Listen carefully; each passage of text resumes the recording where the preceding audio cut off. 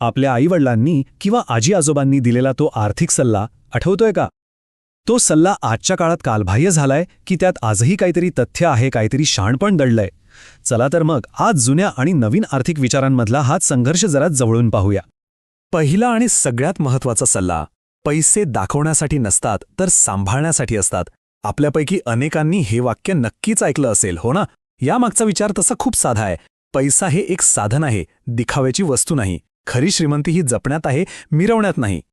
आता दुसरा नियम ऐका: ज्याची पूर्ण किंमत तुम्ही देऊ शकता तेच विकत घ्या. हा तर त्याहूनही सरळ आणि सोपा सल्ला आहे. या एका नियमामुळे आवाक्याबाहेर खर्च करण्याला आपोआपच ब्रेक लागतो आणि आर्थिक शिस्त लागते. आणि तिसरा पण कदाचित सगळ्यात महत्त्वाचा सल्ला: कर्ज घेणं टाळा. आता मला माहिती आहे, आजच्या या EMI आणि क्रेडिट कार्डच्या जगात हा विचार थोडा विचित्र वाटू शकतो, पण थांबा, या साध्या सल्ल्यामागे मानसिक शांततेचं एक मोठं वचन दडलेलं आहे.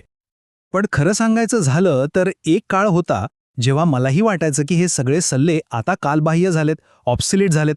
म्हणजे बघा ना, आजच्या जगात जिथे कर्ज आणि EMI शिवाय आपलं पानच हलत नाही, तिथे हे सल्ले जुनाट वाटणं अगदी स्वाभाविक आहे. पण ते खरंच तसे आहेत का? चला आता जरा आजच्या काळात येऊया, आजच्या या मॉडर्न मनी मेजमध्ये, म्हणजे आर्थिक चक्रव्यूहात. कारण इथे नियम बदलले आहेत आणि शहाणपणाच्या व्याख्यासुद्धा. आजकाल आर्थिकदृष्ट्या हुशार असणं म्हणजे काय समजलं जातं? तर योग्य स्टॉक्स निवडणं, हाय रिटर्न्सच्या मागे धावणं आणि कर्ज घेऊन म्हणजे लेव्हरेज वापरून संपत्ती वाढवणं. ऐकायला तर हे सगळं किती भारी वाटतं, नाही का? पण या आकर्षक चित्रामागचं वास्तव काय आहे? ते आहे EMIचं, क्रेडिट कार्ड्सचं आणि सतत आपली श्रीमंती दाखवण्याच्या संस्कृतीचं. आपण कळत नकळतपणे या कर्जाच्या आणि दिखाव्याच्या एका मोठ्या जाळ्यात अडकत चाललो आहोत. या सगळ्याच्या अगदी विरुद्ध होता आपल्या आईवडिलांच्या पिढीचा आर्थिक दृष्टिकोन. त्यांचं फायनान्शियल प्लेबुक, त्यांचे नियम, त्यांचे प्रायोरिटीज सगळंच पूर्णपणे वेगळं होतं. आणि हा फरक खरंच खूप मोठा आहे. एका बाजूला होतं पैशाचं योग्य व्यवस्थापन आणि त्यातून मिळणारी मानसिक शांती, तर दुसऱ्या बाजूला आहे संपत्तीचं प्रदर्शन आणि नव्या नव्या गॅजेट्सचा मोह. विचार करा, जिथे पूर्वी कर्जमुक्त असण्याला प्रतिष्ठा मिळायची, तिथे आज महागड्या वस्तू बाळगण्याला स्टेटस मानलं जातंय. पण मग प्रश्न पडतो की त्या जुन्या विचारांमागचं खरं ध्येय काय होतं, त्यांचं खरं लक्ष काय होतं? ते फक्त श्रीमंत होण्यापुरतं मर्यादित नव्हतं. नाही, त्याचं मूळ खूप खोलवर होतं.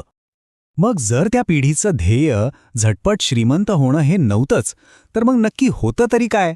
त्यांनी इतकी बचत, इतकी काटकसर केली तरी का? आणि याचं उत्तर खूप साधं आहे, पण तितकंच शक्तिशाली. त्यांचं ध्येय होतं पुन्हा कधीही गरीब न होणं. ही फक्त एक इच्छा नव्हती, ही एक भावना होती, एक धडपड होती, एक असं सुरक्षा कवच तयार करण्याची जे कोणत्याही आर्थिक संकटात त्यांच्या कुटुंबाचं रक्षण करेल. हे होतं त्यांच्यासाठी खरं आर्थिक शहाणपण. कर्जमुक्त कसं राहायचं हे जाणून घेणं, जे आहे त्यात समाधानी कसं राहायचं हे शिकणं, आणि या अस्थिर जगात स्थिर कसं उभं राहायचं हे समजून घेणं. त्यांच्यासाठी एखाद्या नवीन गॅजेटपेक्षा रात्रीची शांत झोप खूप जास्त मोलाची होती. आणि या सगळ्या चर्चेनंतर आपण येऊन पोचतो त्या शेवटच्या आणि कदाचित सगळ्यात महत्त्वाच्या प्रश्नावर: खरं आर्थिक स्वातंत्र्य म्हणजे ट्रू फायनान्शियल फ्रीडम म्हणजे नक्की काय? हा एक असा प्रश्न आहे जो आपल्याला विचार करायला भाग पाडतो की आजकालचे जे सहज कर्ज किंवा इझी क्रेडिट उपलब्ध आहे, त्यालाच आपण खरं आर्थिक स्वातंत्र्य समजण्याची चूक तर करत नाहीये ना? विचार करण्यासारखी गोष्ट आहे, नाही का? हा इतका सखोल आणि आपल्याला अंतर्मुख करणारा विचार आपल्यापर्यंत पोहोचवला आहे CA लक्ष्मण डभुळकर यांनी. त्यांच्या या चिंतनामुळे आर्थिक नियोजनाकडे एका पूर्णपणे नवीन दृष्टिकोनातून पाहण्याची संधी आपल्याला मिळाली आहे.